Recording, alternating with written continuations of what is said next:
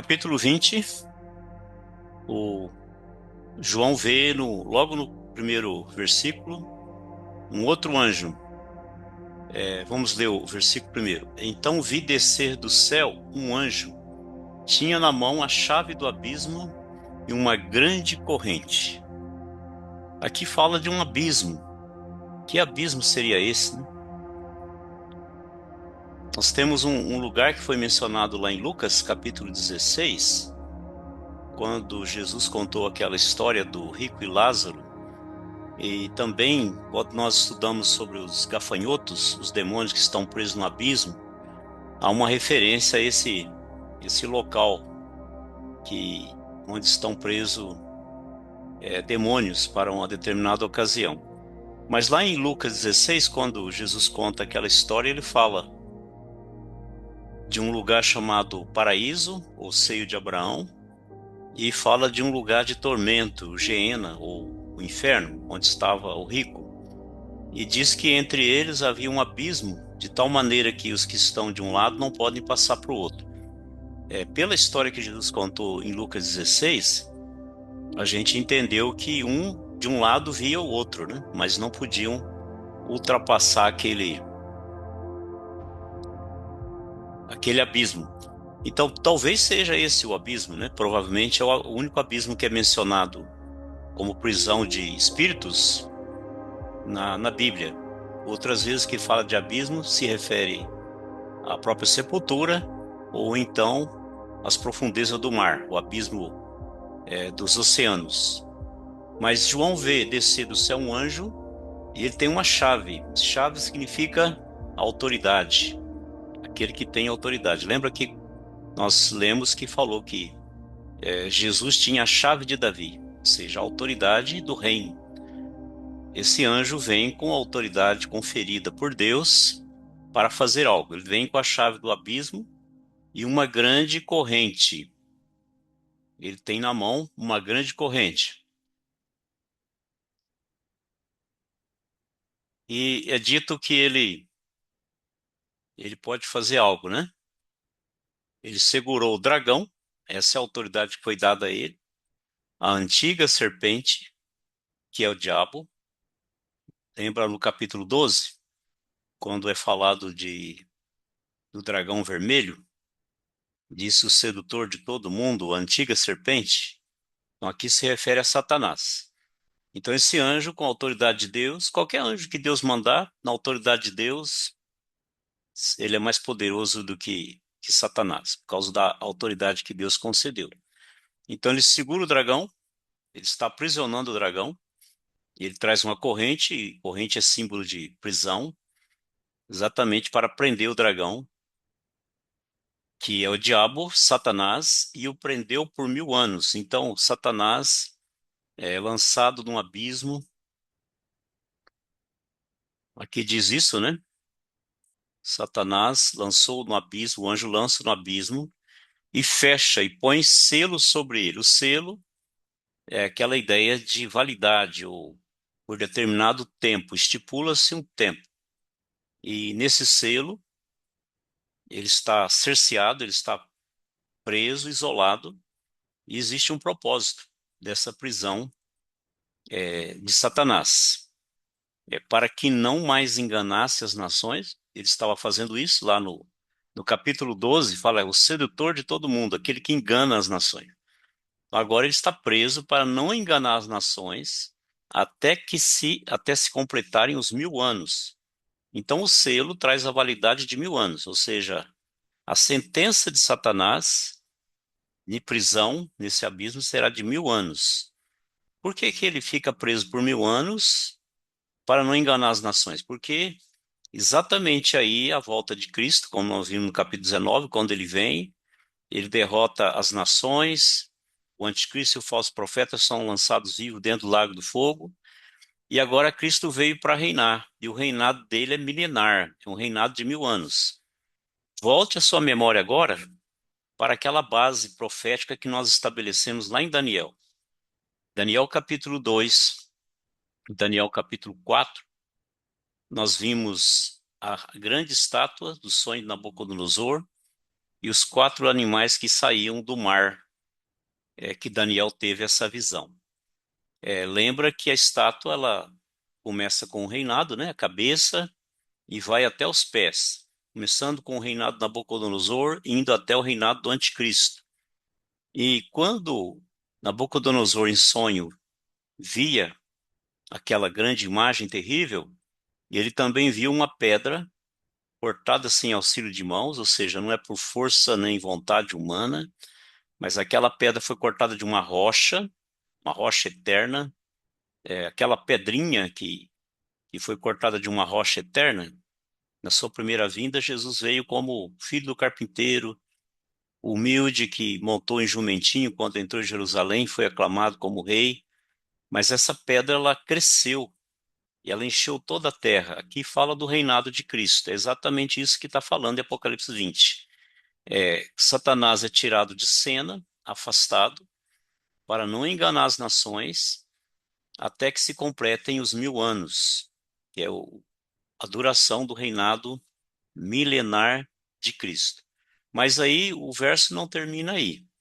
Depois de passar os 1000 anos, depois disto, depois desse tempo, desse reinado milenar de paz na terra pelo próprio Jesus, depois disto é necessário. Por que que é necessário? Lembra que eu falei no final do capítulo 19 que, embora o falso profeta e o anticristo, que compõem a tríade satânica, o dragão vermelho, o anticristo, a besta terrível que surgiu do mar, e o falso profeta, aquela besta que subiu da terra, a tríade satânica, duas dessas personagens da tríade satânica são lançadas vivas dentro do lago do fogo. Mas Satanás não, o dragão vermelho não, porque é necessário. Deus tem propósito ainda com o dragão vermelho, com Satanás. Ele é preso por 1000 anos, e depois disso, depois dos 1000 anos, é necessário que ele seja solto pouco tempo. Daqueles que entram no milênio, alguns que nascerão durante o tempo milenar, no final se revoltarão contra o Messias, o rei que está reinando com cetro de ferro, reinando em paz. E Satanás sendo solto, ele arregimenta, ele arrebanha, ele une todos esses rebeldes que o seguem num levante contra o Messias, o rei que está reinando, Deus reinando na terra. Isso alguns chamam de última batalha, né? Chamado de última batalha porque formou-se um exército, mas de fato nem acontece uma guerra, porque lá cai fogo do céu e eles são consumidos, julgados e jogados no lago do fogo também. Então esse anjo vem com um propósito, ele tem a chave, a autoridade, ele tem a corrente para prender Satanás e ele o joga no abismo. O propósito é para que não engane as nações por 1000 anos, o reinado milenar de Cristo na terra. Mas depois desses 1000 anos, completados esses 1000 anos, Satanás é solto por pouco tempo. Esse tempo não dá para calcular, não é mencionado nas escrituras quanto tempo é isso. Não, não é o mesmo que aconteceu com a tribulação, né? Que tem base bíblica lá em Daniel e também é mencionado em Apocalipse a duração da grande tribulação. Mas aqui não, aqui é um tempo, pouco tempo, desse levante contra o Messias e logo eles são julgados também. Então é necessário que ele seja solto. Aí, junto com isso, João também tem outra visão. Ele vê tronos e nesses sentaram-se aqueles aos quais foi dada a autoridade de julgar. É dito que a igreja julgará junto com Cristo, né? A igreja galardoada, a igreja ressurreta, glorificada, tem junto com Jesus o direito de julgar. Então, nesses tronos se assentam aqueles que têm a autoridade de julgar.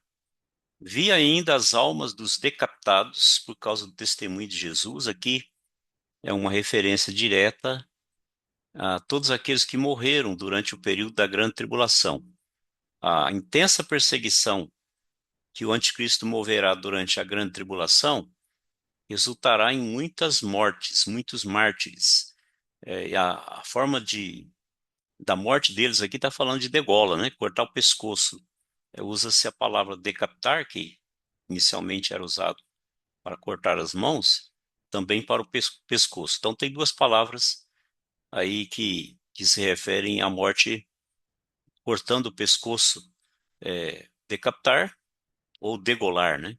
Corta o pescoço, corta a cabeça. Então vi ainda as almas dos decapitados por causa do testemunho de Jesus, bem por causa da palavra de Deus. Aí está a razão porque eles foram martirizados. Eles não se submeteram ao anticristo, esse rei perverso, homem iníquo, homem, o filho da perdição, que reina durante os 7 anos da grande tribulação.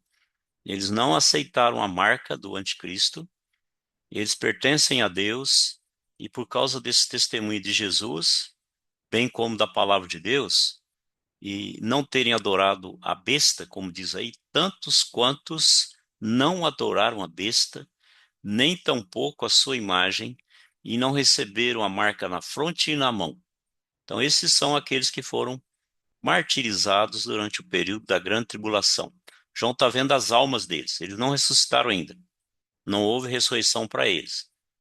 Então, eles foram martirizados, eles foram mortos, executados pelo anticristo, a mando do anticristo, por causa do testemunho de Jesus, por causa da palavra de Deus, porque não adoraram a besta, nem a sua imagem, e não aceitaram a marca nem na fronte, na testa, nem na mão.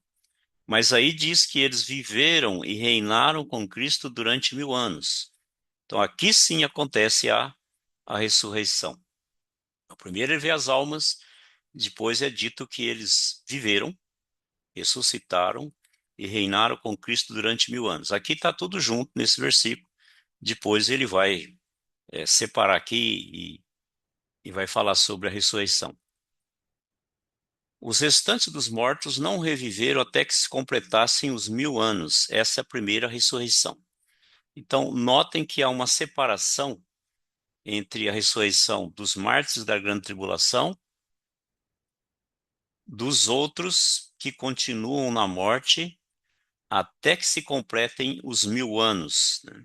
Então, no final da grande tribulação, é necessário que haja ressurreição para que essas pessoas que morreram durante a grande tribulação entrem no milênio com corpos glorificados. Lembra que eu falei na quinta passada que no milênio entrarão o rei, claro, Jesus, que ressuscitou ao, logo após a sua morte, né, o terceiro dia. Os salvos da igreja, aqueles que morreram em Cristo, ressuscitam primeiro, depois os vivos são transformados. Então a igreja está completa e aqueles que morreram antes do arrebatamento ressuscitam. Eles já ressuscitaram. E aí fica ainda os santos do Velho Testamento, que precisam entrar também no milênio, e eles ressuscitam junto com os salvos da grande tribulação. Salvos que morreram, claro, né? Os que estão vivos não tem como ressuscitar, estão vivos ainda. Então, aqueles que foram mortos durante a grande tribulação precisam ressuscitar. E junto com eles, os santos do Velho Testamento. Por quê? Porque nós pegamos aquela base bíblica, né, de Isaías falando, o meu cadáver, né, a ressurreição do povo dele, o meu cadáver, no contexto da grande tribulação. Até porque depois não fala de ressurreição de salvos mais. Fala de uma segunda ressurreição que é só de ímpios. Então é necessário que os santos do Velho Testamento ressuscitem, porque depois não tem mais ressurreição de salvos. Ou seja, há dois tipos de ressurreição: ressurreição para a vida e ressurreição para a morte. Ressurreição para entrar na vida eterna. Só um minutinho aqui, tem alguém pedindo para entrar? Sim. Ressurreição para a vida, gozo eterno, e ressurreição para a morte eterna, condenação eterna. São dois tipos de ressurreição. Embora a ressurreição para a vida, o primeiro tipo de ressurreição, ocorra em algumas etapas, não é tudo de uma vez, né? E a gente entende isso claramente porque, por exemplo, Jesus ressuscitou para a vida. Quando a gente fala de ressurreição para a vida, nós estamos falando de pessoas que morreram crendo e ressuscitam para nunca mais morrer. É diferente daqueles que foram ressuscitados lá desde o Velho Testamento, né? O filho da viúva de Sarepta. Podemos pensar aqui também no Novo Testamento, né? O Lázaro, Dorcas e tantos outros que foram ressuscitados. Eles ressuscitaram, mas morreram de novo. Não é o caso dessa ressurreição que está dizendo aqui. Jesus foi chamado as primícias dos que dormem, porque ele foi o primeiro a ressuscitar dos mortos para nunca mais morrer. Ele ressuscita não com corpo natural, como foi o caso de Lázaro. Lázaro ressuscitou com o corpo que ele morreu, não glorificado. Ele viveu mais um tempo, e embora a Bíblia não fale que ele morreu, é certo que ele morreu, ele não está aqui junto conosco, né? Ele morreu. Mas Jesus, ele ressuscitou para não morrer mais, e ele voltará com esse corpo glorificado. Isso também ocorrerá com os salvos do tempo da igreja. Eles ressuscitarão com um corpo glorificado, um corpo que não mais morre. E também com os santos do Velho Testamento e os mártires da grande tribulação. E isso faz parte da primeira ressurreição. Eu estou falando tudo isso agora, mas a gente tem aqui explicação para isso, né? Aqui mais um, só um minutinho, vou mudar aqui. Isso. Veja o que diz João 5, 28 e 29. Aquilo que eu já falei, agora nós vamos ler na palavra de Deus. Está escrito assim: não fiquem maravilhados com isso, porque vem a hora, vem a ocasião, vem o tempo, em que todos os que se acham nos túmulos ouvirão a voz dele e sairão. Ouvirão a voz dele e sairão. Os que tiverem feito bem para a ressurreição da vida, e os que tiverem praticado mal para a ressurreição do juízo. Claro que esse bem ou mal aí depende em quem a pessoa colocou a sua fé. Aqueles que não colocaram a fé em Jesus, ainda que façam bem, boas obras, isso de nada lhe vale na vinda de Cristo e não haverá ressurreição para a vida para eles. Mas aqui está falando daqueles que creram, fizeram o bem, e daqueles que não creram e praticaram o mal, esses para a ressurreição do juízo. Notem que nesses dois versículos estão as duas ressurreições, para a vida e para a morte. Por isso que eu disse que são dois tipos, só há dois tipos de ressurreição, para a vida e para a morte, para o céu e para o inferno. Não tem outro tipo. Embora essa primeira aqui, os que tiverem feito bem para a ressurreição da vida, ocorra em três etapas, né? Ou em várias etapas. Cristo, salvos da igreja, santos do Velho Testamento e os mártires da grande tribulação, né? Três ocasiões, né? Cristo lá no passado, 3 dias após a sua morte, a igreja no arrebatamento, que a gente não sabe o dia que será, e no final da grande tribulação, os mártires da grande tribulação e os santos do Velho Testamento. Por quê? Porque o milênio é a festa das bodas do Cordeiro, é a comemoração do casamento. E aos convidados, os convidados são aqueles que creram na vinda do Messias durante a grande tribulação e foram martirizados, foram executados, e os que creram na grande tribulação e ficaram vivos, assim como no arrebatamento, há uma ressurreição de quem creu e morreu e transformação de quem está vivo, um arrebatamento. No final da grande tribulação também, a ressurreição dos que foram mortos e os que estão vivos são transformados e entram. é, não, os que são vivos não são transformados, perdão. Aqui é diferente. Eles entram com corpos naturais, né? Não há um arrebatamento aí, não há um traslado. Eles entram com corpos naturais no milênio. E os santos do Velho Testamento ressuscitam com corpos glorificados. É isso que está dizendo. Então, agora pensando um pouco melhor, um pouco mais detalhado sobre o arrebatamento, os que estão nos túmulos, nas sepulturas, ressuscitarão. Ou seja, dada a ordem de Cristo, os espíritos daqueles que creram, os espíritos dos salvos, que já estão no céu, na presença de Jesus, eles voltam ao corpo. há uma vivificação, uma ressurreição. E há a ressurreição com o corpo glorificado, tanto dos salvos da igreja, como os dos santos do Velho Testamento, quanto os da grande tribulação. O espírito volta ao corpo e há essa ressurreição com o corpo glorificado. Aqui um gráfico que espero que ajude vocês, né? Espero que não confunda, né? Notem ali, né? Lá em cima do gráfico tem duas ressurreições.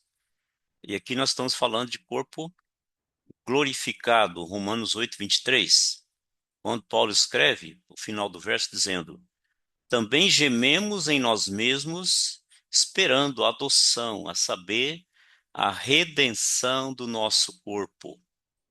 Nota que não está falando da nossa alma, né? Nossa parte espiritual, mas do nosso corpo. Ou seja, a alma já foi salva e o corpo vai ser redimido dessa corrupção que levou à morte. O pecado é vencido e o corpo é ressuscitado. Então, a primeira ressurreição é a dos salvos. A segunda ressurreição é a dos perdidos. Então, a primeira ressurreição termina nas suas fases no final da grande tribulação. A segunda só acontece depois do milênio. Enquanto os salvos ressuscitam em épocas diferentes, os perdidos ressuscitam de uma vez só. Não tem divisão entre eles, né? Desde o primeiro mencionado na Bíblia, que é Caim, até o último lá do milênio, eles aguardarão essa última ressurreição, a segunda ressurreição, que é para juízo. A primeira é para salvação, para herança eterna, e a segunda ressurreição para condenação eterna. Então, notem aí o gráfico, vocês vão ver alguns números aí, né? A primeira ressurreição é em três etapas, praticamente três etapas, né? Tem uma pequena exceção aí, eu vou mencionar depois, mas pensando em grupos, três etapas. A primeira, quando Jesus ressuscitou, está aí o número um. A segunda, no arrebatamento, que os mortos ressuscitam, né? E os vivos são transformados, vão no arrebatamento. Então, a ressurreição dos salvos da igreja, do Pentecostes até o arrebatamento. Aqueles que morreram até um pouquinho antes do arrebatamento ressuscitam. Alguém que morre um dia antes, né? Ou uma hora antes, ou um minuto antes do arrebatamento, ressuscita. Aqueles que estão vivos na hora do arrebatamento, claro, são apenas transformados. E lá na segunda vinda, o número 3, a terceira ocasião, né, a ocorrência, que junta-se com os salvos do Antigo Testamento. Nota que tem lá no começo do gráfico o número 3 também, né? 3 lá no Velho Testamento, lá antes de Cristo, e 3 aqui no fim da Grande Tribulação, porque é a terceira etapa. Ou seja, os santos do Velho Testamento, os salvos do Velho Testamento, se juntam aos mártires da Grande Tribulação na ressurreição. Ressuscitam juntos, porque eles são convidados para entrar no milênio, a ceia das bodas do Cordeiro. Lembra mais uma vez que eu mencionei, né? Não vou ler, vou só apenas mencionar. Quando Jesus falou assim, a lei e os profetas duraram, vigoraram até João Batista. Ele estabeleceu ali um ponto, né? João Batista. E ele disse, o Velho Testamento, né? Ainda prevaleceu até João Batista, aquela lei que pesava, né, sobre o Velho Testamento. Mas João Batista disse, quem tem a noiva é o noivo. Ele está falando da igreja e de Cristo. O amigo do noivo vê essas coisas e se alegra. Ele diz que o amigo do noivo não é a noiva, nem o noivo. Então ele é um convidado. Ele se alegra de ver que o noivo está preparando a noiva. E essa alegria já se cumpriu em mim. O próprio João Batista se colocou como amigo do noivo. Essa alegria já se cumpriu em mim. A alegria de ver o noivo e a noiva sendo iniciado. Tá bom. Então, as três etapas da primeira ressurreição. Jesus, salvos da igreja, santos do Velho Testamento e santos, quando eu digo santo é salvo, né? Separado para Deus. Santos da grande tribulação. Já a quarta, notem que está aí depois do milênio, né? Está aqui na segunda vinda. Quando ele vem, julga as nações, a ressurreição aí passa-se o milênio todinho, e aí depois do milênio é que há essa ressurreição dos perdidos de todas as épocas. Por isso que diz, bem-aventurado é aquele que faz parte da primeira ressurreição. Primeira por quê? Primeira espécie, primeiro tipo, que é a ressurreição para a vida. E são todos aqueles que nós falamos, né? Cristo, salvos da igreja, salvos da grande tribulação, salvos do Velho Testamento. Porque é Pastor, bem-aventurado? já Porque viu? eles ressuscitam para a vida eterna. Já os ímpios não, fazem parte da segunda. Isso não é bem-aventurado, isso é mal-aventurado. Pois não, alguém tem uma pergunta? Pastor Jadir. Sou eu, a Mariana. Boa Pois não, noite. Mariana? Sim, Pastor Jadir, hoje é o sim. dia da dúvida do milênio, né? De entender Ah, como que vão viver aí no mundo físico pessoas com corpo natural e uhum, pessoas com corpo glorificado, pessoas que têm corpo natural uma vida até cento e poucos anos e outras uhum. pessoas que não morrem, porque o corpo glorificado é igual aquele de Jesus quando ressuscitou e aparecia aos Sim, discípulos, né? sim. Então, isso para mim é meio assim difícil de entender onde vão morar essas pessoas com corpo glorificado, porque vão ser pessoas demais, tem muitas, né? É. Então, assim, a vida no mundo, na Terra, com pessoas de corpo natural e corpo glorificado, eu Uhum. queria entender isso melhor. Isso. É porque por isso que há duas Jerusalém, né? A nova Jerusalém, né? Que é para os corpos glorificados, embora eu tenha mencionado, né, que o corpo glorificado ele não é limitado pelo espaço nem pelo tempo, né? Ou seja, ter corpo glorificado é entrar na eternidade. Na eternidade não há espaço nem tempo. O corpo de Jesus, ele podia ser tocado, ele podia comer, ele podia ser visto. Aí ele mandou colocar o dedo, né, do lado onde tinha a lança perfurada, ver a marca dos cravos. Mas ao mesmo tempo ele aparecia lá na praia quando comeu pão e peixe com eles e desaparecia. Apareceu lá em Maús, entrou na casa, partiu o pão e sumiu da vista deles, né? Esse sumir aí não é sair pela porta e ir embora, né? É desaparecer mesmo, né? E também no cenáculo, com as portas fechadas, ele apareceu lá no meio deles, não bateu na porta, não abriram a porta para ele, nem abriram para ele sair. Ele apareceu e desapareceu. Então, o corpo glorificado é o corpo semelhante ao de Jesus, né? Um corpo que pode Agora, ser visto. imagino tanto se a gente tiver esse poder de aparecer e desaparecer, o corpo glorificado, vai Isso. perturbar a vida de quem está aqui no corpo natural.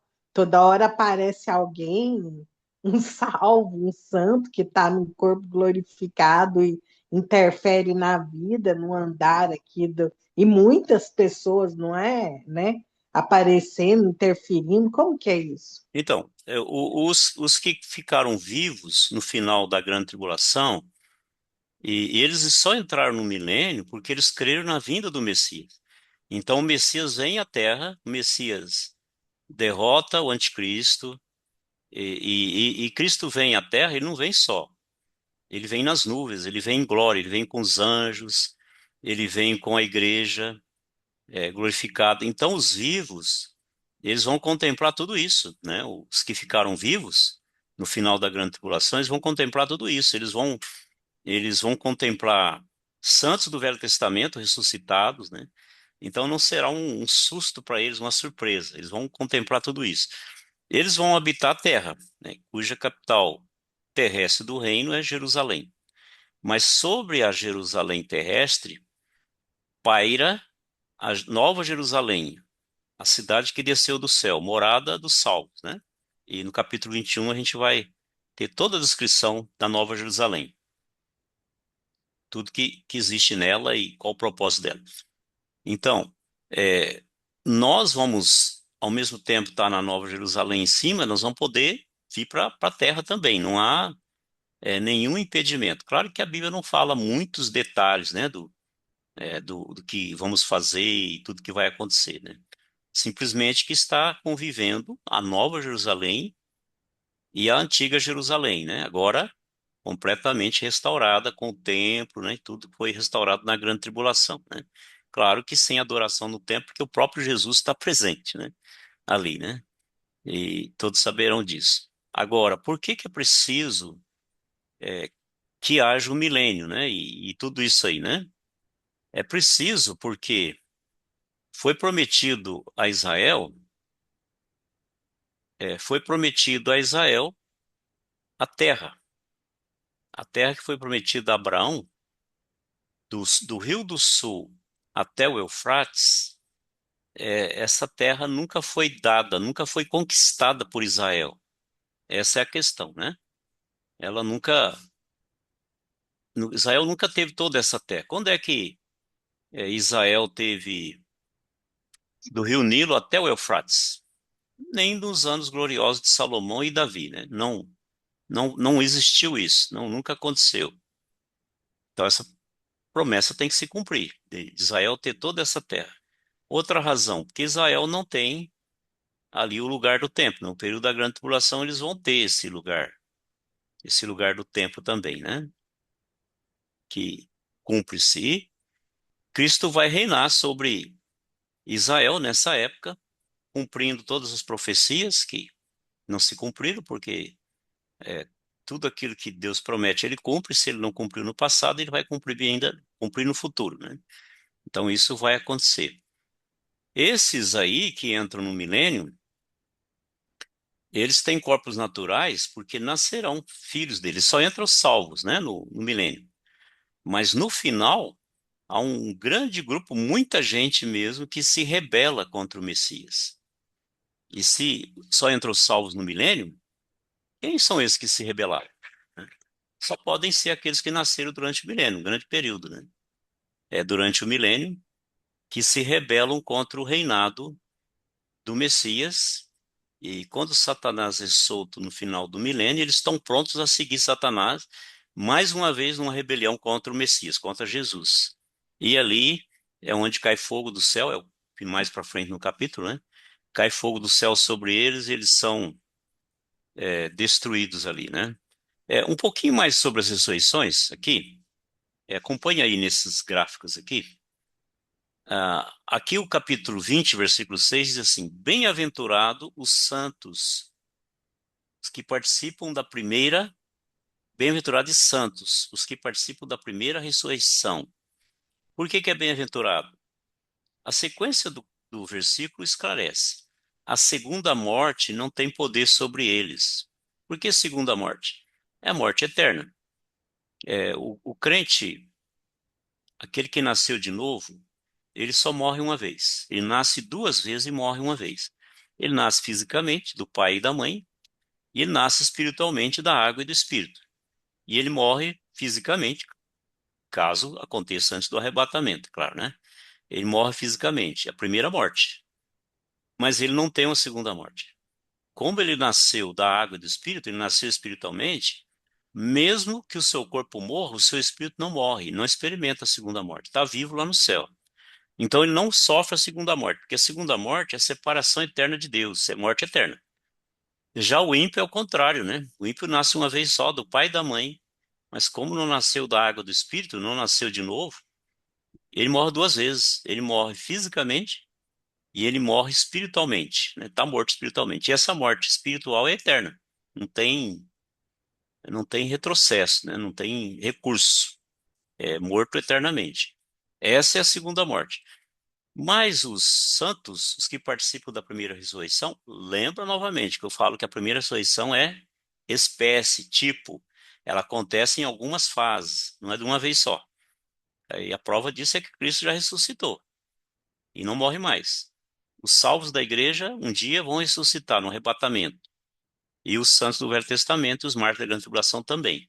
Então, essa completa a ressurreição para a vida. Esses não fazem parte, a segunda morte não tem poder sobre eles, porque eles estão vivos eternamente.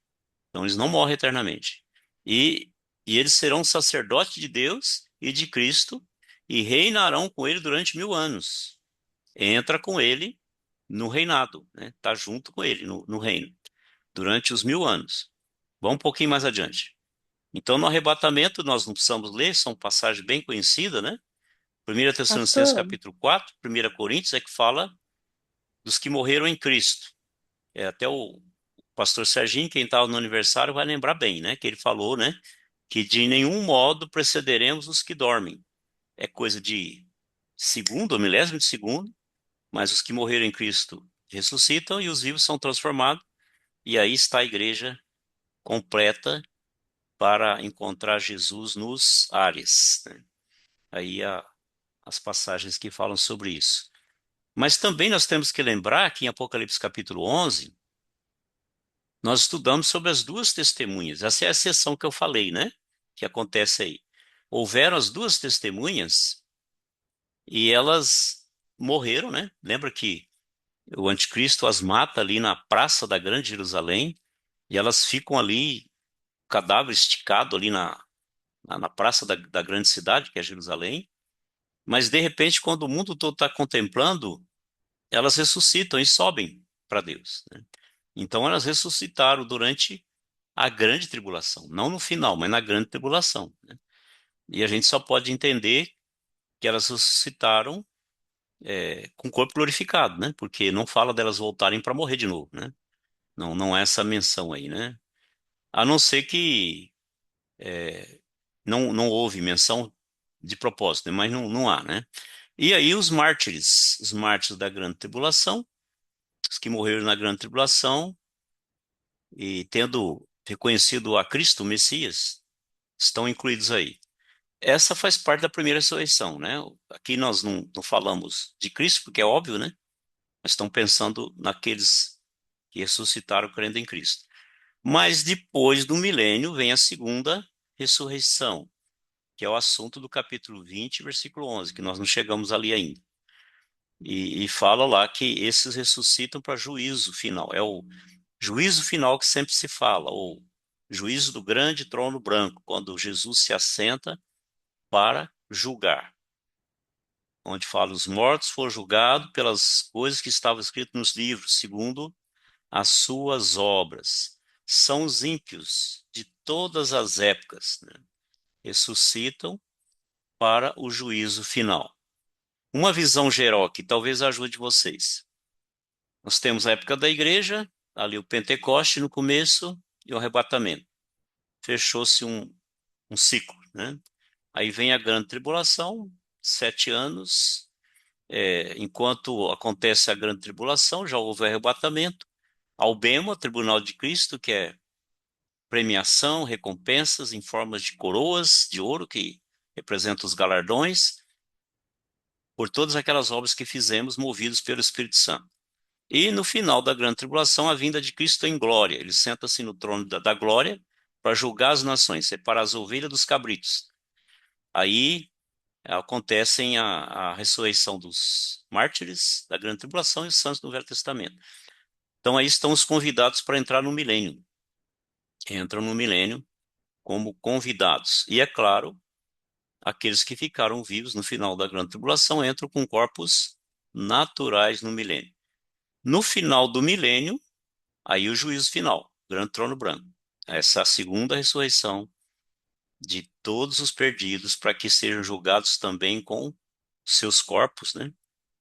E lançados no lago de fogo, cada um segundo as suas obras. E nós estamos falando das ressurreições. Agora, vamos voltar um pouquinho aqui no milênio, né?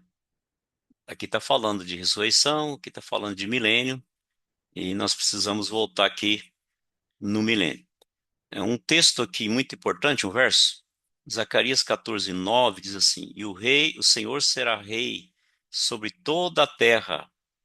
Aqui notem que isso aqui é literal, isso aqui não dá para alegorizar aqui, dizer, então Cristo reina espiritualmente sobre toda a terra. Não, e não reina sobre os incrédulos. Os incrédulos não reconhecem ele como rei. Então, no milênio acontecerá isso, porque só terá salvos no início do milênio. Ele é rei sobre toda a terra. Todas as nações submetem-se ao rei. Naquele dia, um será o Senhor e um só será o seu nome.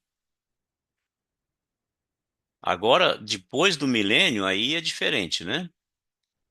Mas aqui nós estamos falando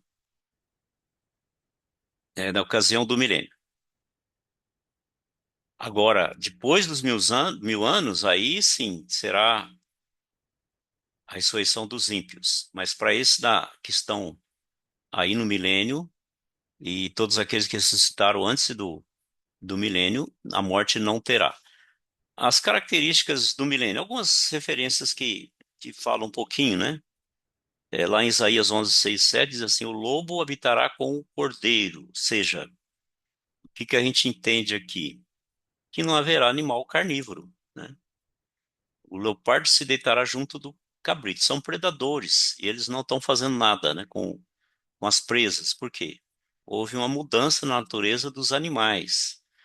O bezerro, o leão novo e o novilho gordo andarão juntos, e um pequenino os guiará. Aqui fala de mansidão, mesmo dos animais selvagens, violentos. Aqui um pequenino se refere a uma pequena criança, levando tanto o novilho, quanto o bezerro, quanto o cabrito, quanto o lobo, quanto o leão, quanto o leopardo. Não haverá diferença, né? A vaca e a ursa pastarão juntas. Aqui joga um pouco mais de luz. Por que que não há predador e presa? Porque a ursa vai pastar, vai comer capim, né? Ela não terá necessidade mais de comer carne.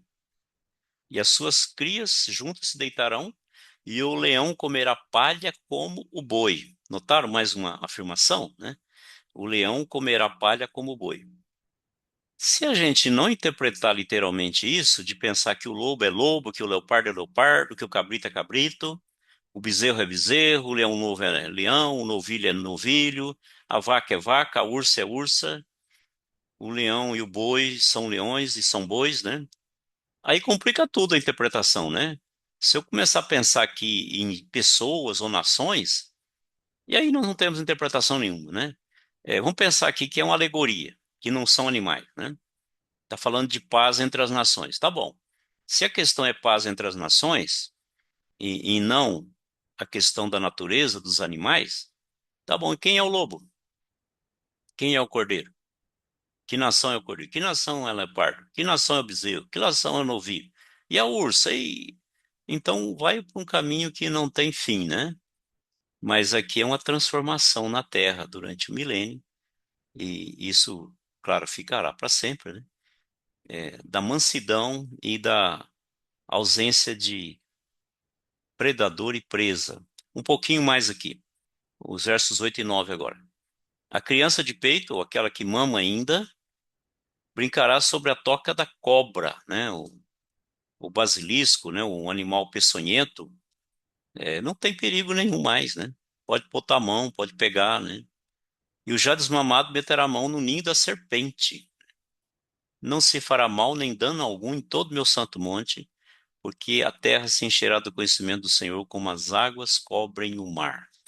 Então, notem que será um período de paz até mesmo na natureza, entre os animais, né? É um momento muito diferente. Não há muita informação sobre o milênio, mas o que há se refere a um tempo muito diferente, um tempo de paz. A capital do milênio terrestre, é claro, é a Jerusalém, né? Foi para lá que foi declarada a bênção sobre o Monte Sião. Ali será onde os povos virão para adorar, para oferecer graças, né? Graças sacrifícios ao Messias que está presente, né? Claro que não será sacrifício de animais, né? Não há necessidade mais disso, mas o reconhecimento e gratidão àquele que reina. Agora, só voltando agora, olhando para eu acrescentei alguns slides dessa vez para ficar bem claro, né? Para a gente entender mais além dos slides só com a figura e os versículos. Então, quem participará do milênio? O remanescente fiel de Israel, ou seja, em outras palavras, aqueles que creram na vinda do Messias, não aceitaram a marca do anticristo, nem adoraram o anticristo, nem a sua imagem. É o remanescente fiel de Israel que ficou vivo, claro, o remanescente ficou vivo ali, né? Então eles estão no final, esses vão entrar no milênio. Lembra aquela ideia de novo, né? No arrebatamento, o trigo vai embora e o joio fica.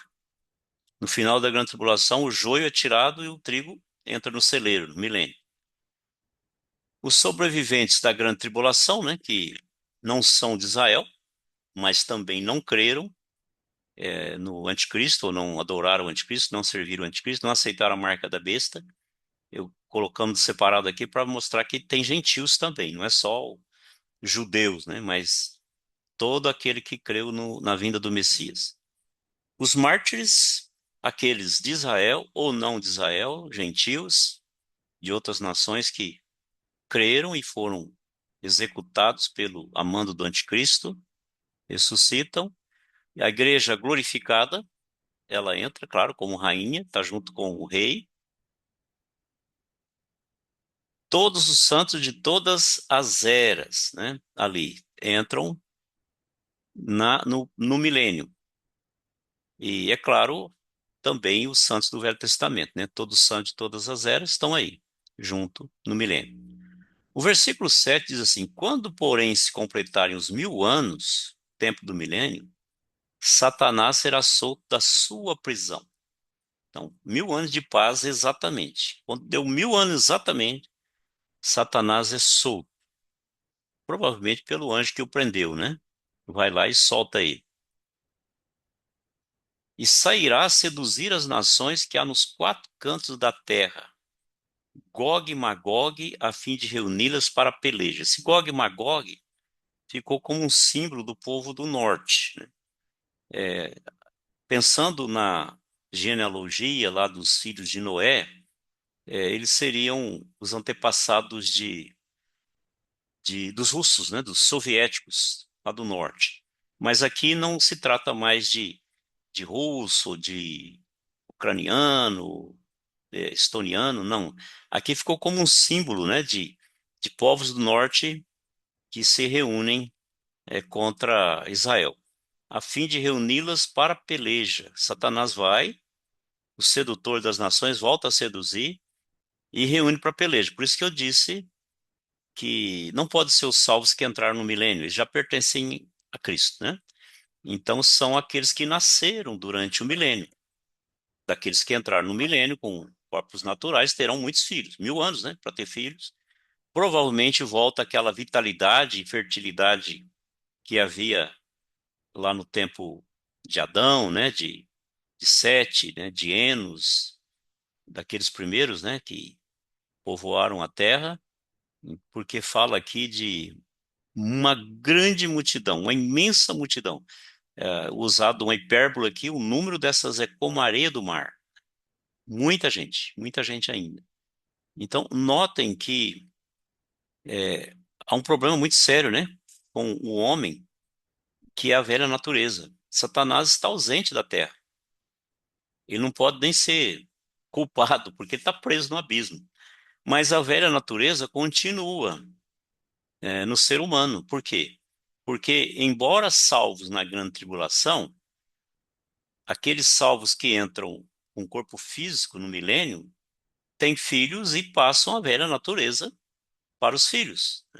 É como hoje se dissesse, né? Tem um pai crente, uma mãe crente, fiéis, e o filho se tornou um criminoso. Ué, mas como é que pode isso, né? Um pai crente, uma mãe crente, e o filho se torna um assassino ou um drogado? Pode, por quê? Porque na natureza pecaminosa está ali, né? Pronto a fazer qualquer coisa. Não é porque é filho de crente que se torna crente, né? Se salvo não nasce salvo, precisa crer. Embora no milênio Cristo esteja reinando pessoalmente, Satanás esteja preso, haverá muita gente que nasce com natureza pecaminosa e se revolta contra Cristo, e quando Satanás é solto, está pronto ali. Por isso que fala, né, que será preso por pouco tempo, né? Porque Deus tem um objetivo ainda. Satanás é como uma peneira, né, para as pessoas que querem se voltar contra Deus, tem a quem seguir, né? Tem uma escolha, sempre tem uma escolha, né? Sempre tem a árvore do bem e do mal, né? E ali vai ter. Enquanto houver gente com corpo natural, sempre tem duas opções. Agora, quando tiver corpo glorificado, depois do grande trono branco, aí nunca mais terá duas escolhas. Por quê? Porque quem ficou já fez a escolha, já escolheu ficar do lado de Deus. Pensa comigo. Os anjos que não seguiram Satanás, que a Bíblia diz que são dois terços, porque um terço acompanhou Satanás, já fizeram essa escolha por toda a eternidade. Eles não seguiram Lúcifer e eles ficaram lá. E eles sabem o que aconteceu com aqueles que escolheram seguir Lúcifer, né? Eles sabem o que aconteceu. Os homens que escolheram crer em Cristo, seja na igreja, seja no Velho Testamento, na sua vinda, a igreja depois que ele veio e na grande tribulação no Messias que vem, fizeram a sua escolha e viram também o destino daqueles que escolheram errado, que não escolheram crer em Cristo, que é o julgamento do grande trono branco, né? Todos aqueles que escolheram Satanás são jogados no lago do fogo. Então ninguém fará uma escolha mais por outra razão. Ficarão com Deus e com Jesus todos aqueles que voluntariamente escolheram crer, seja na promessa, seja da palavra, né, de que ele já veio e morreu no nosso lugar, ou seja, que ele virá para reinar, no caso o Messias, né? Então a escolha já foi feita. Então, por toda a eternidade só haverá aqueles que já fizeram a escolha. Então não tem mais duas escolhas. Já aconteceu a escolha. Aqueles que escolheram ficar do lado do mal, né, não crendo, já estão condenados por toda a eternidade. Mas até que isso aconteça, enquanto houver pessoas com corpos naturais, haverá natureza pecaminosa. O que não existe mais no corpo glorificado, né? Quando Paulo fala, estou plenamente certo de que aquele que começou a boa obra em vós há de completá-la até o dia de Cristo Jesus, esse completar aí é a obra completa, salvação perfeita, né? É, na morte de Cristo nós somos salvos da condenação do pecado. Na nossa vida, quando andamos no Espírito, nós somos salvos do domínio do pecado, e na vinda dele, ou na ressurreição dos mortos, no dia do arrebatamento, nós seremos livres da presença do pecado. Isso não tem mais natureza pecaminosa. Mas para esses que nasceram no milênio ainda, permanece com natureza pecaminosa e se rebelam contra o Messias, e quando Satanás é solto, eles estão ali prontos para se juntar a ele e se rebelar contra o rei que reina sobre todas as nações. Mais um pouquinho aqui agora, o versículo 9. Marcharam então pela superfície da terra e sitiaram o acampamento dos santos e a cidade querida. Então eles vão rumo a Jerusalém terrestre e a Jerusalém celestial, porque a Jerusalém celestial, ela levita, ela paira sobre a Jerusalém terrestre. E eles estão ali novamente naquela nova investida. Lembra que Satanás, através do anticristo, através daqueles espíritos malignos, instigou os reis das nações para ir contra Jerusalém e acabar com Jerusalém. Agora é mais uma vez. Estão querendo acabar de novo. Só que agora desce fogo do céu e os consome. Claro, se referindo aqui aos corpos daqueles que estão ali com corpos naturais, né? Que se rebelaram. Satanás é espírito, não há uma morte física, claro. Então consome o corpo. E em seguida, o diabo, o sedutor deles, aqui mais uma vez, só para reforçar, né? Marcharam então pelas superfícies da terra, sitiaram o acampamento dos santos e a cidade querida. Desceu, porém, fogo do céu e os consumiu. O diabo, o sedutor deles, foi lançado para dentro do lago de fogo e enxofre. Notem que antes do milênio, ele foi lançado num abismo e por um tempo, né? Depois disso, é necessário que ele seja solto. Havia um propósito. Agora não há mais propósito. Não tem mais propósito para o diabo. Ele terminou a carreira descendente dele.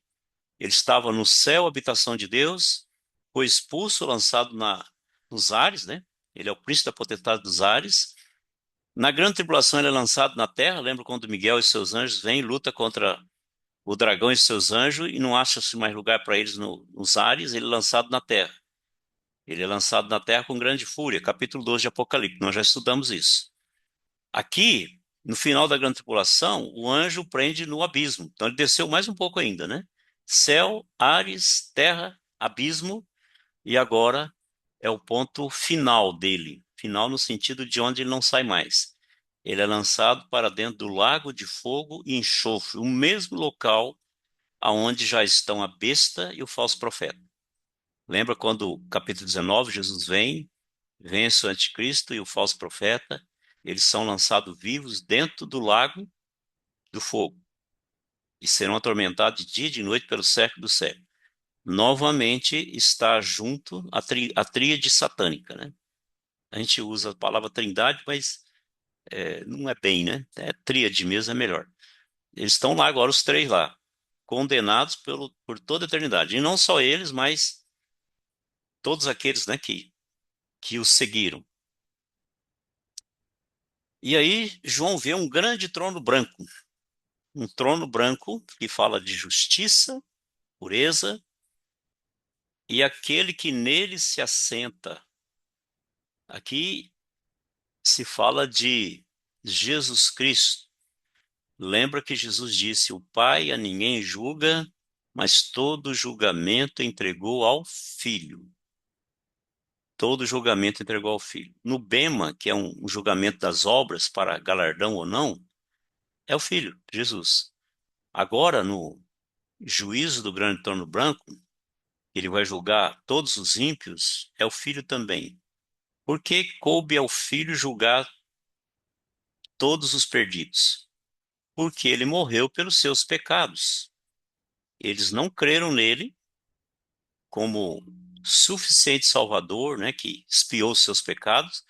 Então agora eles vão ser julgados por esse pecado, porque eles não colocaram a fé nesse que morreu por eles.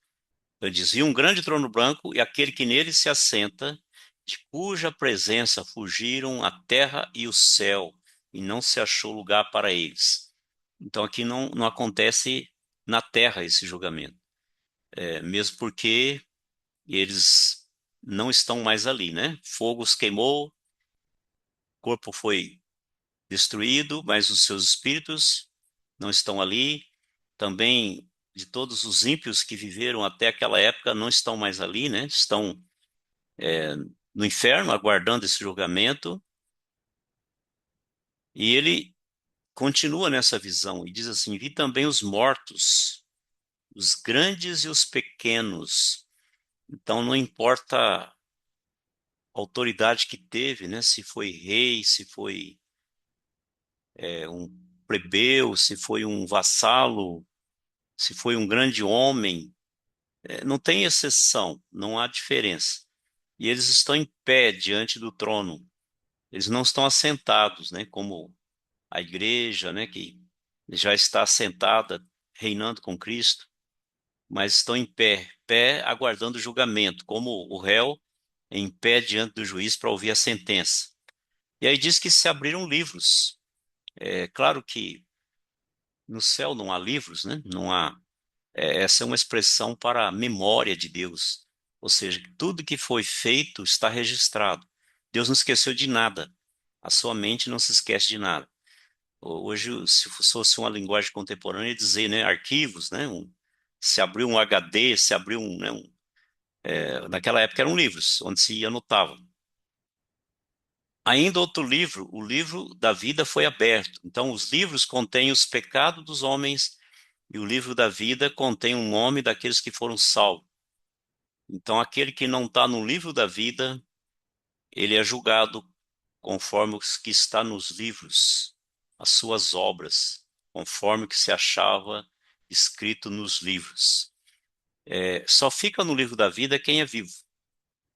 Todo ser humano, quando nasce nesse mundo, ele é um ser vivo. Então, o nome dele está no livro da vida, ele está no conhecimento de Deus como alguém vivo. Se ele, durante a sua vida, ele crê em Jesus, ele vai ser vivo eternamente. Então, o nome dele não sai do livro da vida. Mas aquele incrédulo que nasceu fisicamente, seu nome está no livro da vida, mas é morto espiritualmente, morre fisicamente, ele morreu fisicamente sem crer em Jesus, ele é morto eternamente. O nome dele não está no livro da vida. Lembra daquele hino que a gente canta tantas vezes, né? Quando se fizer chamada pela sua imensa graça, lá estarei, é um hino baseado nessa referência aí, né? É como se fosse um livro de chamada, está no livro da vida. Mas se procura no livro da vida e não tem o nome, não faz parte do reino de Deus, não faz parte do céu. E aí é julgado, se não faz parte do reino do céu, faz parte do reino das trevas. É julgado segundo as obras, conforme o que se achava escrito nos livros. Então não é um julgamento coletivo por atacado, mas um julgamento específico por cada obra praticada. Assim como Deus é justo em dar galardões diferentes para quem serviu a Ele e creu nele, também Ele é justo para condenar segundo os pecados de cada um. Com mais pecados, mais cruel, mais coração empedernido, mais luz, mais rejeição, mais sofrimento. Ele é justo nisso. E João diz que o mar deu os seus mortos que nele estavam, e a gente sabe que no mar os peixes comeram, né? Assim como na terra virou pó, aqueles que foram cremados. Nada disso é impedimento, é empecilho para a ressurreição, porque Deus fez o homem da onde? Do pó da terra. Então ele traz à vida aquilo que já virou pó. A morte e o além entregaram os mortos. Aqui está falando da morte que os levou, né? E o mundo dos mortos, o além, o Hades, o Sheol, que neles havia. Então, os que foram para a sepultura, os que foram para o inferno, os corpos para a sepultura e os espíritos para o inferno voltam aos corpos no pó da terra e eles ressuscitam para ser julgados. E foram julgados, olha só o tipo de julgamento. Julgados um por um. Personalidade. A personalidade continua após a morte, quer no céu, quer no inferno. Um por um, segundo as suas obras. Ninguém vai ser julgado pelas más obras do outro, mas cada um por suas próprias más obras. Então o verso aí bem claro, né? Deu o mar os mortos que nele havia, a morte e o inferno deram os mortos que nele havia, e foram julgados cada um segundo as suas obras. Algumas ideias aqui para fixar isso. Então, nós precisamos ter convicção de que Deus é o justo juiz que julga todos por meio de Cristo. Aqui eu não pus essa referência no slide, então eu vou lê-la aqui. Segunda carta a Timóteo, capítulo 4, versículo 1. Segunda Timóteo. Aqui tá aparecendo, pastor. Oi? Aqui tá aparecendo. O verso? Não, tá só a Tá. referência, né? Não, Só, tá aparecendo. só a referência, eu vou ler aqui. Aparece não, tá Conjuro-te aparecendo. perante Deus e Cristo Jesus, que há de julgar, olha, Cristo Jesus quer julgar vivos e mortos pela sua manifestação e pelo seu reino. Precisamos também saber fazer a diferença entre o tribunal de Cristo, que é o bema, que acontece no arrebatamento, onde o julgamento é sobre as obras para recompensa, e o julgamento do grande trono branco, que é o julgamento das obras para condenação. Notaram? Aqueles que estão em Cristo, as suas boas obras recebem galardão, recompensa. Aqueles que não estão em Cristo, as suas boas obras merecem punição, sofrimento. E, em terceiro lugar, uma compreensão de que o julgamento será Pastor, individual, sendo condenados quem não tiver o nome no livro da vida. É isso aí que está dizendo lá, né? Então, foi achado no livro da vida, é condenado e julgado um por um segundo as suas obras. Alguma pergunta aí? Alguma dúvida? Entendo que pastor, a Débora. Sim, Débora. Pastor, Sim. tem níveis de sofrimento? Tem, porque o sofrimento tem a ver com memória. É por isso que eu falei que nós não perdemos a personalidade. Não quero dar um de entendido, né, de explicar tudo sobre personalidade, mas do pouco entendimento que eu tenho, A nossa personalidade está muito ligada à nossa memória, à lembrança de quem somos. Por isso que você vê uma pessoa com Alzheimer avançado, ele não sabe quem ele é, ele não sabe quem você é, ele não sabe quem ele foi, ele não sabe para onde ele vai, ele não sabe nada. Ele não tem mais personalidade, né? A questão da memória. Isso aqui eu estou falando de uma coisa física, né? Uma coisa neurológica ou mental, né? Ou, biológica, né? Agora nós estamos falando de coisas espirituais, né? Então a memória, ela está ligada à personalidade. Mesmo aquele que morreu esquecendo tudo, a sua memória será reativada, né? Lembra que o rico lá da história de Lucas 16, ele sabia quem ele era, ele sabia quem Lázaro era, ele sabia quem Abraão era, e ele lembrava dos seus 5 irmãos que estavam vivos ainda, e da situação deles, né? Que morrendo iriam para lá também, né? Então, a questão da memória, ela tem a ver com sofrimento. A memória tem a ver com sofrimento, porque a memória que leva ao arrependimento leva ao descanso, mas a memória que se volta para o remorso leva à condenação, né? O remorso é algo que você lembra e não te dá sossego, né? Tá sempre voltando. Imagina Herodes com a bandeja, com a cabeça de João Batista, né? Querendo se livrar daquilo e não consegue, né? Tá todo lado, né? Querendo. Ele nunca vai esquecer aquilo, né? Aquilo ficou. Não, claro que não foi só aquele pecado, mas o maior pecado foi a incredulidade dele de não crer em Jesus, né? Mas todos os seus pecados estarão na sua memória. Então, aquele que morreu lá na mata, vamos pensar aqui no indígena que viveu, cresceu, casou e morreu sem ouvir de Cristo. Ele está condenado. Sem Cristo não há salvação, né? Ele morreu com condições de entender e não ouve, ele morreu e está lá.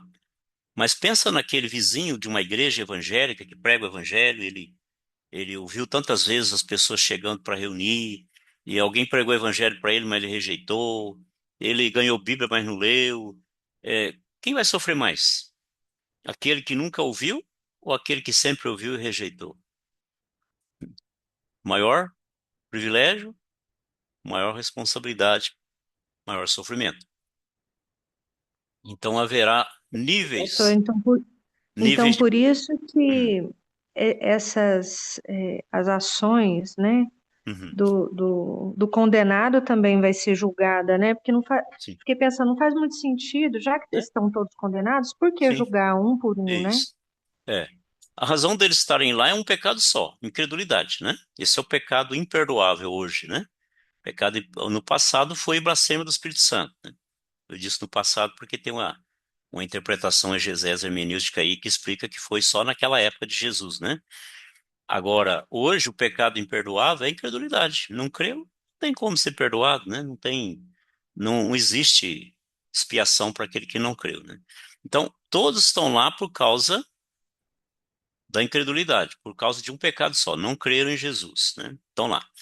Mas eles são julgados cada um segundo as suas obras, porque Deus é justo em condenar cada um conforme o mal que fez, né? Ou o bem que não fez, né? Então, Deus é justo e não vai condenar todos igualmente. Vamos pensar aqui. Todos estão no fogo do lago de fogo, né? Todos estão no céu, aqueles que creem. Vamos pensar aqui no céu. O que que eu penso sobre galardões? O que eu penso sobre regozijo, né? Coroa de glória? Que eu penso assim, que todos estarão na alegria perfeita do céu, né? Céu é céu, né? Não é mais céu para um e menos céu para outro. Mas haverá no íntimo um gozo que só você experimenta. Vamos pensar aqui. Nasceu uma criança, tá bom? Nasceu a Júlia, né? Foi uma alegria tremenda para você, Débora. Foi também para o Diogo, tá bom? Mas também foi para a dona Diana, Sosmair. E também foi para a dona Ana. Agora, Uhum. vamos ver se eu sou feliz nessa ilustração, né? Se eu não for, vocês me perdoem, né? É, para o seu Osmair, para dona Diana e para dona Ana, e eu vou me arriscar a dizer até para o Diogo, não diga isso para ele, a alegria não foi igual a sua. E não é porque é você, e porque é o Diogo, ou porque é, né? Aqui em casa também, né? Eu, Marli e todos os respectivos avós, né? Porque você é que engravidou. Você que carregou há 9 meses, né? Você que deu à luz, né? Então, a alegria é diferente.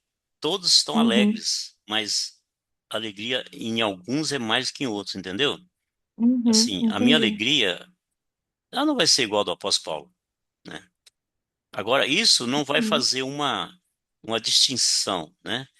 Por exemplo, depois que Júlia nasceu, você nunca ficou dizendo, olha, eu sou mais alegre que vocês, porque eu sou a mãe da Júlia, né? Vocês são inferiores, né? Não tem esse negócio, né? Não tem. Cada um tem a sua alegria, cada um tem o seu gozo, né? E isso todos é compartilhado, ou seja, todos estão no céu, né? Mas entendi. aqueles que receberam mais galardões vão ter uma alegria íntima, né? Seu espírito ali interior, que é mais do que os outros, né? Aquele que trabalhou mais, aquele que serviu mais, né? Aquele que se desgastou mais, que renunciou mais, claro que vai ter uma alegria maior, né? Lá. Só que isso não vai fazer acepção, não vai fazer diferença diante dos outros. É para ele, não para se destacar entre os outros. Bom, não sei se eu fui feliz nessa ilustração. É assim que eu tenho pensado, né? Não, não vai ter assim, por exemplo, um monte Eu de gente lá. entendi, pastor. Você vê passar lá o Pedro com aquele monte de coroa na cabeça, aí você tá com uma coroazinha na cabeça ali, né? Eu só tenho essa coroazinha que lá tem um monte de coroa, né? Não, aí não é céu, né? É muito particular. Agora, no inferno, mesma coisa. Todos, Lago de Fogo agora, né? Todos estão lá no mesmo sofrimento, Lago de Fogo. Só que a intensidade do sofrimento é muito maior, porque pensa aqui Uhum, num Nero, um Calígula, um Hitler, uhum, né? E tantos outros, né, que poderia citar da atualidade, né? Sofrimento, porque Deus é justo. Deus é justo em recompensar e Deus é justo em castigar. Ele não pode castigar todo mundo igual quando não foram todos iguais. Ele não pode recompensar igual aqueles que foram diferentes. Ele não pode castigar igual aqueles que foram diferentes na vida. Por isso que é cada um segundo as suas obras, né? Conforme as entendi. suas obras. Será que eu consegui me explicar? Não? Sim, pastor. Tá bom, Entendi. joia. Agora aqui, essa certeza sobre esse juízo final, né? Olha que diz Hebreus 9, 27 e 28. Hebreus 9, 27 e 28. E como aos homens está ordenado morrer uma vez, vindo depois disso o juízo. Então aí é uma certeza, né? Deus não levou em conta os tempos da ignorância, agora é Atos 17, quando Paulo discursa lá no Areópago, em Atenas, de ignorância, mas ele ordena a todas as pessoas, em todos os lugares, que se arrependam, porque Deus estabeleceu um dia que julgará o mundo com justiça. Isso aqui está se referindo ao juízo final, o grande trono branco. Exatamente o assunto que nós estamos considerando aqui, né? Romanos 14, 11 e 12.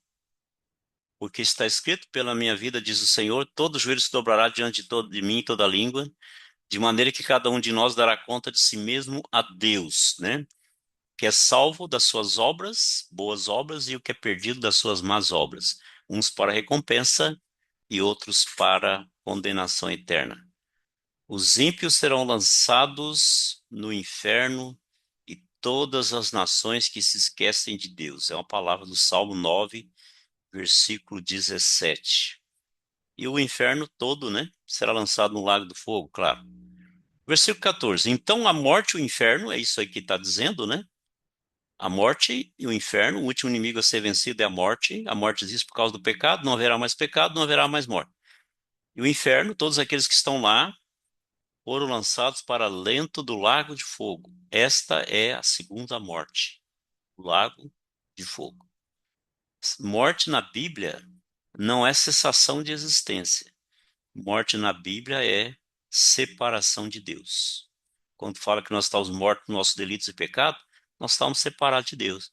Aqui é uma separação final, eterna. Estarão para sempre separados de Deus. E aí está a razão, né? Se alguém não foi achado escrito no livro da vida, esse foi lançado para dentro do lago de fogo. Então o nome não está no livro da vida, não é um salvo, não está vivo mais, está morto espiritualmente, morto eternamente. É julgado um por um segundo as suas obras e lançado no lago do fogo. Cada um ouvirá de Cristo por que ele está indo para lá. Ninguém estará lá pensando assim, o que eu estou fazendo aqui? Eu nem sei o que eu fiz. As suas obras estarão lá, né? Presente dele. Há um tempo atrás, não sei se eu falo isso, eu vou falar. Tempo atrás tinha um pequeno livreto que era chamado de evangelístico, né? Que era distribuído por aí e, e ele tinha, na minha convicção, desde a época que li aquele livretinho, era um livretinho mesmo, pequeno, com algumas páginas, com desenhos. Ele tinha um erro teológico, né? Um erro escatológico, porque aquilo era para o julgamento do crente, né? Então, naquele livretinho estava lá, crente no dia do Bema, né? Do Cristo julgando as obras do crente. Então, ali aparecia cenas da vida do crente, né? Ele olhando uma coisa errada, fazendo uma coisa errada, mas depois no final dizia, mas eu morri por você, pelos seus pecados e então você está salvo, né? Eu acho que o livreto estava errando a ocasião. Aquele, aquele livreto ele caberia bem a essa aqui, o grande trono branco, né? Aquela ideia de um telão, né? O que vai passar tudo que a pessoa fez de errado, é, tem a ver com o grande trono branco, não com o tribunal de Cristo, Bema. Porque para aqueles que vão para o tribunal de Cristo, Bema, na época, na ocasião do arrebatamento, ele está debaixo daquela verdade, daquele versículo. Nenhuma condenação há para os que estão em Cristo Jesus. Nenhuma. Nenhuma, nenhuma. De forma alguma, né? De moral, de memória, de nada, nada, nada, nada. Cristo levou tudo sobre ele. Está lá nos evangelhos, está lá em Isaías, né, 63, levou tudo sobre ele. Mas para o incrédulo, aquele que não está debaixo do sangue, debaixo da cruz, do sacrifício, tudo isso será verdade. Não sei se vai ter telão, né? Mas na memória dele vai voltar tudo que ele fez, né? Ali voltará a memória do incrédulo, todas as más obras que ele fez, inclusive de não ter crido em Cristo. Então ele não está no livro da vida e é justificado porque ele não está lá. E esse foi lançado para dentro do lago de fogo, onde já estão o dragão, a besta que subiu do mar e a besta que subiu da terra. Satanás, de Cristo e falso profeta.